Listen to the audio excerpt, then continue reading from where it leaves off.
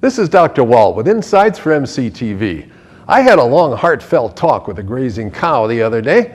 She finally made it clear to me why grazing animals like to munch along in a field with their tails into the wind. Besides just plain feeling good, the cows can protect their faces from the storm and spray while keeping an eye out downwind for predators. Well, I didn't have the heart to tell her that the main predator of cows these days is the butcher who drives up in a truck and doesn't care which way the wind is blowing. Nevertheless, ranging animals are much more sensitive to weather than we are in our insulated houses. For instance, low pressure and high humidity before a storm makes bats and swallows fly closer to the ground. In fact, all critters find it harder to fly in thinner air. Low pressure also makes their ears ache. We know enough to swallow, but they try to find relief in the higher pressure near the ground. Since insect wings are highly absorbent of moisture, the things that feed on them follow.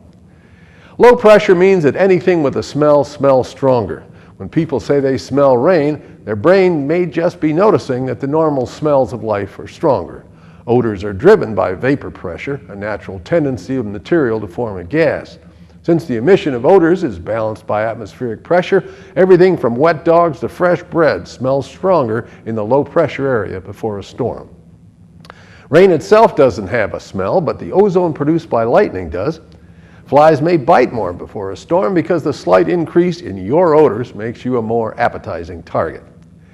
One of the more curious effects of the Mount St. Helens eruption was that many bee swarms in eastern Washington died of dehydration. The tiny mica slivers in the ash-filled air sliced the waxy coatings on their bodies that kept in the moisture. And the little hummers dried to death. That's Dr. Walt with Insights for MCTV.